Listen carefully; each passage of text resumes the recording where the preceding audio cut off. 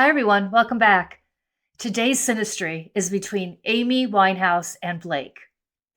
Amy and Blake's Synastry, it reads like a myth. Neptune and Persephone. And this is addiction as the underworld and love as the hand that drags you in. His Neptune, the planet of illusion, escape, and the asteroid Blow, which I've seen over and over in charts tied to drugs.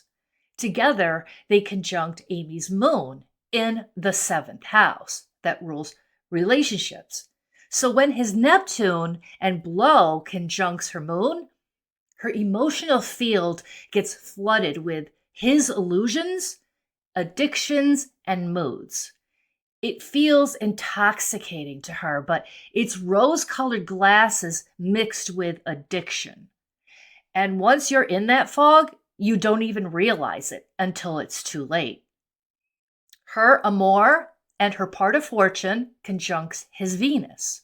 And the dangerous part of this is that his Venus actually is conjuncting the asteroid Bacchus.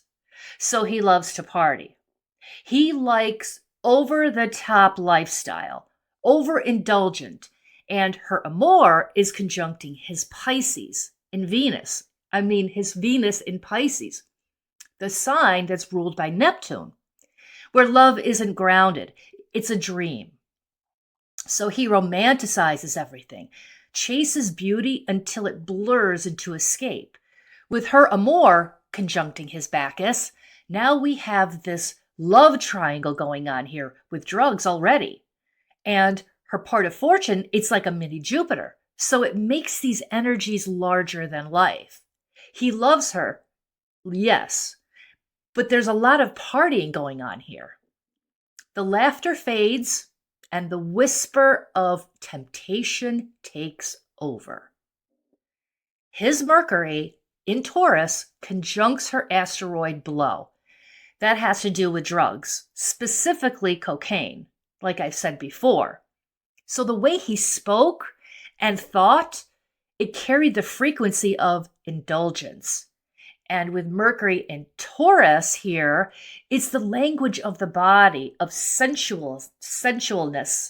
And so his words were persuasive and grounding, like he could make danger sound safe because his asp asteroid also conjuncts her Blow. Asp, the snake that seduced Eve, meets the drug itself. This is temptation in its purest form. The whisper that says, come closer, just once more. He doesn't have to force it. The energy between them already carries that pull toward the forbidden. It's a seduction and love laced with poison. The more she reaches for him, the deeper the bite sinks in. And from there, everything turned to mist. His Sun and Mercury fall into her 12th house, the house of secrets and self-undoing. It's the part of the chart where logic dissolves and intuition takes over. So even when he spoke, she wasn't hearing facts. She was hearing what her soul wanted to believe. So his words lived in her blind spot. Her presence stirred things that she couldn't name. That's why their connection felt psychic one minute and confusing the next. It's the signature of conversations that hypnotize, of love that hides behind smoke. And now, here comes his Jupiter and Dragonera conjuncting her vertex. That fated door, the vertex is that fated door where people enter our lives and change the storyline completely.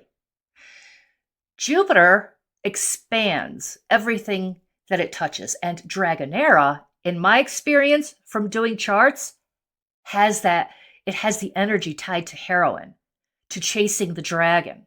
So this isn't just chemistry, it's initiation. He didn't just walk into her life. He opened the gate to the dragon itself. And with Jupiter there, the experience becomes larger than life, intoxicating, karmic, and impossible to contain. It's the kind of meeting that rewrites destiny through excess. And here's the eerie part. His Poppy asteroid sits exactly on her south node. Poppies give us opiates, and he was the one who brought heroin into her life. The south node holds what the soul already knows, what it falls back into. So when his Poppy conjuncted that point, it was like an old karmic door reopening, the past calling her back into the same trance. Another piece of the spell. The dragon opened the door, but what came through next wasn't devotion. It was infidelity, because his asteroid Casanova, the sweet-talking ladies' man, and in most charts, a marker for infidelity and cheating. It's right on top of her IC, the most private point in the chart. It's where your inner child lives.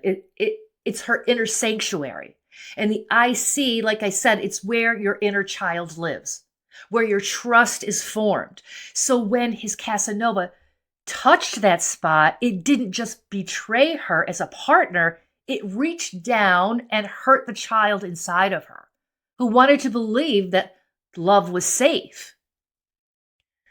His Merlin also conjuncts her IC, and that's the kind of magic that enchants and manipulates at the same time. It's spell casting from the inside out. It's the kind that bends reality. So he didn't just deceive her, he enchanted her. His seduction was like a magician that created a spell that was too strong to escape from. Now, his Sedna conjuncts her Juno by 1 degree, and that's the heartbreak aspect. Juno rules devotion and marriage, and Sedna is the Greek myth of betrayal and abandonment, the girl who was thrown into icy waters by the hand that she trusted. So when his Sedna conjuncts her Juno, that same cold story repeats. The promise of loyalty meets the chill of betrayal. Her Chiron conjuncts his Zeus, and Zeus was a serial cheater, a god who believed every impulse deserved to be fulfilled. So when her Chiron, the point of pain, meets his Zeus, she's the one who feels the sting every time he acts on desire. His power, his ego, his need to dominate or take what he wants, all of it presses right against her pain. It's because her Pholus conjuncts his narcissist. Pholus is the match that lights the dynamite. The little thing that turns into too much. It's like an explosion and it happens too fast. So when it holds hands or locks onto his narcissist asteroid, every selfish impulse, every ego trip gets amplified. He can't see beyond himself, and she becomes the mirror that keeps reflecting it back. It's that cycle where one person's need to feel important ends up detonating the relationship. So together, it's the trigger and the ego, the spark and the explosion. His Echo and Folsom conjuncts her Lilith. And Folsom, true to its name, carries the energy of prison.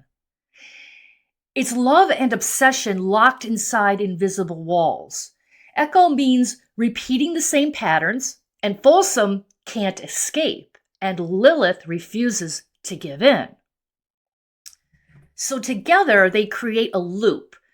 The same fights, the same rebellion, the same ache that never breaks. She wants freedom, but he mirrors her back into the cage. It's passion that burns behind glass, behind bars, and the desire keeps its own prison. So by this point, love isn't saving her, it's keeping her chained. Now, his Persephone conjuncts her midheaven. And that's chilling because Persephone is the underworld queen, the girl taken below and crowned through suffering. The midheaven is how the world sees you. So his Persephone energy fuses with her public story. He becomes the hand that pulls her down and into the shadow world, and her rise, her art, her downfall all carry his fingerprint. His Chiron conjuncts her Deprez, and that's the meeting of pain and despair.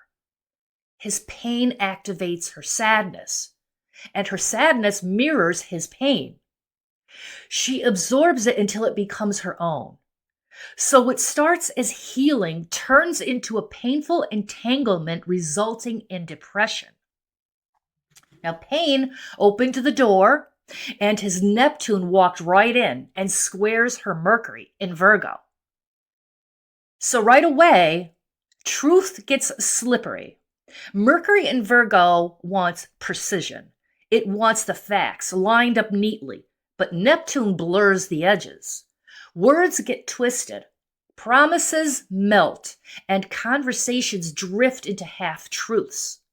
This is the classic aspect for lies that sound poetic, where what's said feels real in the moment, but dissolves when you try to hold it. By then, reality wasn't part of the story anymore, because her Sun squares his Neptune. And that's one of the hardest aspects for truth in love. Her Sun wants clarity, to know who she's with and what's real, but his Neptune casts the fog. She sees the version of him that she wants to see, not the one that's actually there. It's devotion mixed with denial, and that's why this relationship always felt like it was shifting, because it's built on a mirage that keeps moving. Now her Venus trines his Neptune, and this is the dreamy aspect. It's the beautiful trap. It feels like soulmates, like poetry, like music that only the two of them can hear. But in their case, it's surrounded by all that other Neptune fog. It becomes the velvet part of the cage. She saw magic in him, and he felt adored through her eyes. It's the reason they kept coming back, even when it was falling apart. Because under all the chaos, there was still that illusion of something divine. It's the dream that kept her hooked. Now, his Neptune falls into her 7th house, the house of partnership. And that's the final spell. He becomes the fog she falls for. In her eyes, he's the savior, the soulmate, the muse. But Neptune never gives what it promises. The love feels endless while it's happening, and then it slips through your fingers the moment you reach for it. This is the signature of addiction disguised as devotion, the high that looks like heaven until it disappears. And when the fog finally clears, all that's left is the echo, the dream that burned too bright, and it burns too bright to last. Amy and Blake weren't just in love. They were trapped in the same spell. A love story written in fog and smoke and rose-colored glasses. So that's all I have today with these two. And I will be back shortly with other Synastry charts. So if you want to stay in the loop, press the subscribe button. And please like and share my video to support my channel. Have a nice day.